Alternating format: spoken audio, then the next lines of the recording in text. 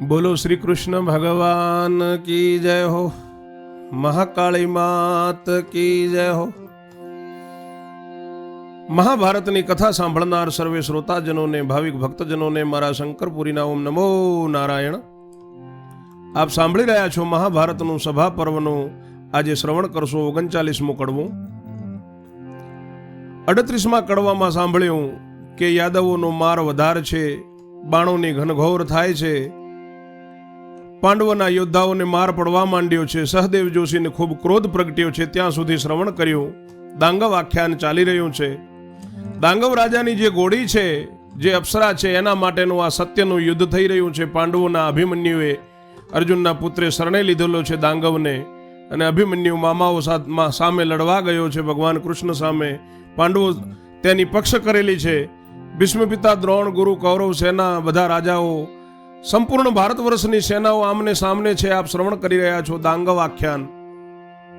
સહદેવને ક્રોધ પ્રગટ્યો છે ને જોગણીનું વરદાન છે સહદેવને. માં જોગણી હવે શું કરે છે સાંભળો. 39મું કડવું. બોલ્યા વૈષમ પાએ વચન, સુણી પરીક્ષિત કે રાતન. હતું સહદેવને વરદાન, ધર્યું તે જોગણી કેરું ધ્યાન.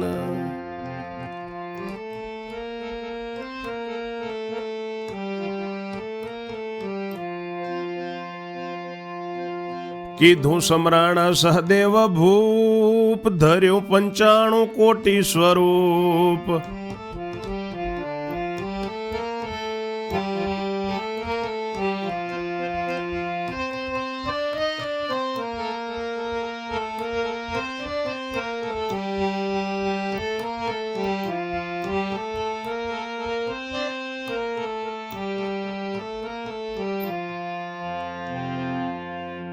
ઋષિ વૈશંપાય કહે છે કે પરીક્ષિતના દીકરા સાંભળ, સહદેવને વરદાન હતું જોગણી દેવીનું. માં જોગણીનું એને ધ્યાન ધર્યું છે, સહદેવે સમરણ કર્યું છે, અને 95 કોટી સ્વરૂપ સહદેવે ધર્યા છે.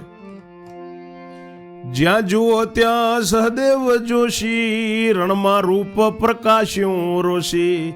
કરી ગર્જના તતખેવ, એક યોદ્ધો ને એક સહદેવ.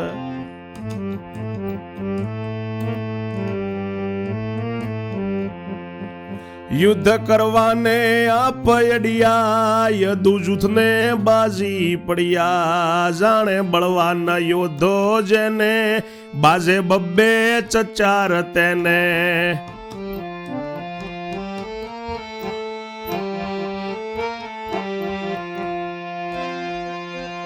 બળ બતાવ્યો અપરંપાર, બાજા બળદેવજીને બાર. પડી સેનામાં ચીસા ચીસ, વળગ્યા વિઠ્ઠલ વરને 20. ત્રાહ્ય ત્રાહ્ય કરે યદુકુળ, પેટ ચોળી ક્યો કીધું સૂળ. બળભદ્ર તે બાવરા બન્યા, કુંતાએ આટલા ક્યારે જણ્યા.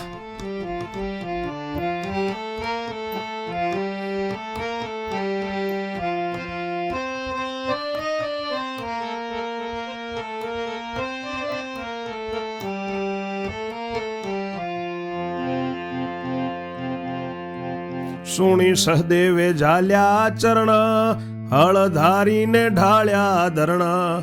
તવ બળદેવ મુખ પોકારે, ચડો વનમાળી વિરામ વારે.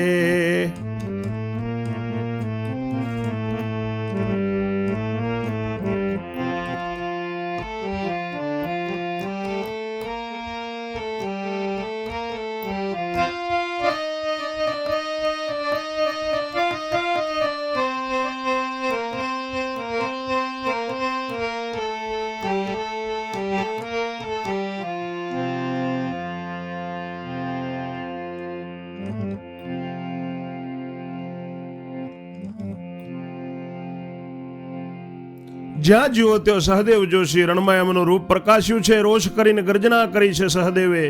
એક યોદ્ધો ને એક સહદેવ યુદ્ધ કરવાના અડ્યા છે. જૂથથી જૂથને બાજી પડ્યા છે. જાણે બળવાન યોદ્ધો જેને છે એને જે છે એને બબ્બે ચચાર બાજ્યા છે. બળ બતાવ્યું છે અપરંપાર.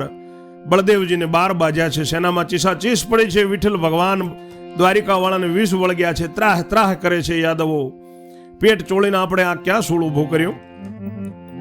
બળભદ્ર બાવરા બન્યા કે કુંતાએ આટલા ક્યારે જણ્યા એવું સાંભળી સહદેવે ચરણ ઝાલીને હળધારીને નીચે જમીન ઉપર પડતા કર્યા છે, ધરણ ડાળ્યા છે. બળદેવજી મુખથી પોકારે છે કે ઓ વનમાળી વીરા મારા, મારી વારે ચડો. ભગવાનને કહે છે બળદેવ, સુણી વાણી વધ્યા જગદીશ, જુઓ મુજને વળગ્યા વીસ. સૌના લાગ્યા સૌ ભોગવો ભાઈ, આમ લેવાય ઘોડી પરાઈ. સૌના લાગ્યા સૌ ભોગવો ભાઈ, એમ લેવાય ઘોડી પરાઈ. ભગવાન કહે છે કે મને 20 બાજ્યા છે, જુઓ ભાઈ સૌના વળગ્યા સૌના લાગ્યા સૌ ભોગવી લો, આમ લેવાય પરાઈ ઘોડી આવી રીતે લેવાય. ભાઈ જો બળદેવ ભગવાન સમજાવે છે. એમ કહીને સહદેવ સાથે કરી વાર્તા વૈકુંઠ નાથે. મેં તો વચન લીધું તું જે ચૂક્યા સહદેવજી વેણતે.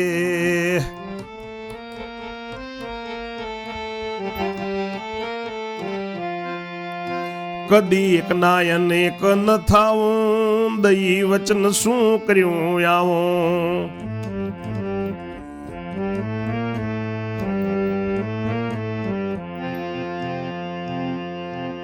સુણી સતી સુતે કહ્યું એમ, તમે તમારું ચૂક્યા છો કેમ. મને વેણ દીધું તું પાકું, સદારથ અર્જુનનો આંકું. નથી ઓંકતા તે ચૂક્યા ટેક, માટે એકનો થયો અનેક.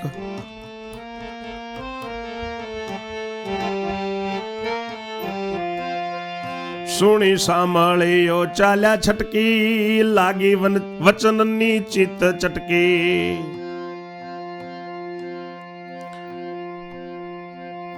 દોટ મૂકી અસરણા શરણ, નરનો સારથી ઢાળ્યો ધરણા. રથે ચડી બેઠા વનમાળી, કર્મારાસ પરોણો ઝાલી. એવું સહદેવે ત્યાં તો ભાળ્યું, જાણ્યું વેણ વધેલું પાળ્યું.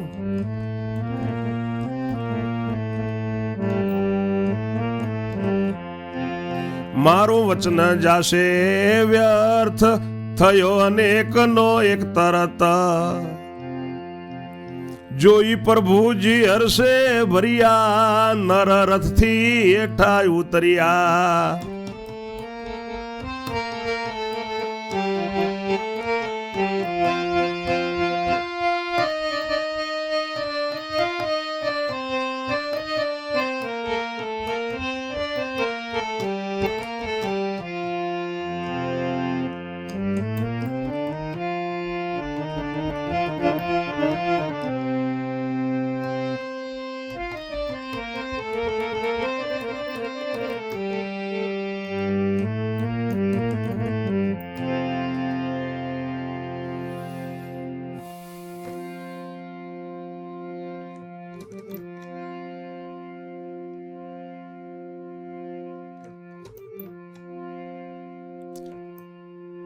બળદેવજીને કહ્યું કે એવી રીતે પરાઈ ઘોડી લેવાય એમ કહીને થોડી વાર પછી સહદેવ સાથે પ્રભુએ વૈકુંઠનાથે વાર્તા કરી છે કે મેં તો વચન લીધું તું સહદેવ, તમે સહદેવજી વેણ ચૂકી ગયા અને અનેકના એક ન થાવું વચન દઈને આવું શું કર્યું.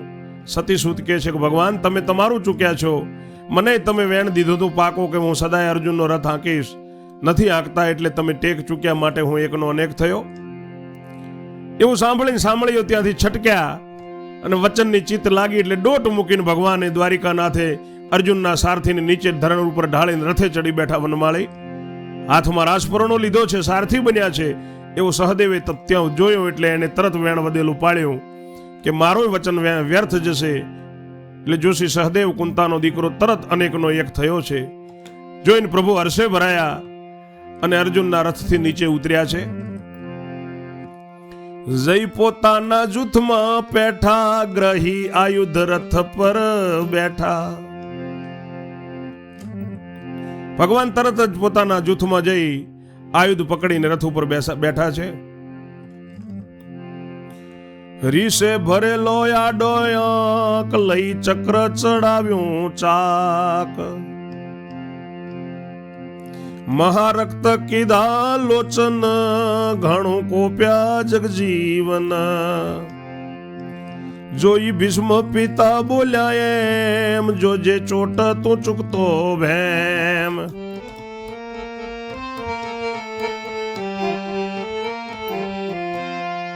ચૂકવે ચૂકવાના ન સ્વામી સૈન્ય સહિત જાસુ મૃત્યુ પામી.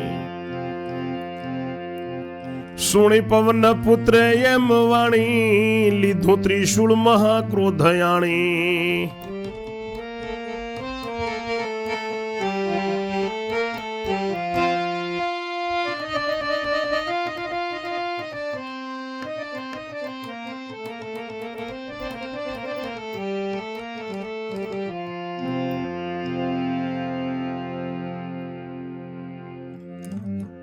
ઋષિ ભરેલા છે ભગવાન દ્વારિકાનાથ. એમને જઈને એમના રથ ઉપર બેસીને તરત સુદર્શન ચક્ર ચક્રે ચડાવ્યું છે. ચક્ર ચાક ઉપર ચડાવ્યું, મહારક્ત લોચન કર્યા, કોપ્યા છે જગજીવન દ્વારિકાનાથ. એમને જોઈને ભીષ્મ પિતા બોલ્યા છે કે ભીમ જોજે રખે ને તું ચૂકતો. જો ચૂકી ગયો તો સૈન્ય સહિત બધાય મૃત્યુ પામશું. એવું સાંભળીને પવનપુત્ર ભીમે ક્રોધ કરીને મહા તાકાતથી હાથમાં ત્રિશૂળ પકડ્યું છે.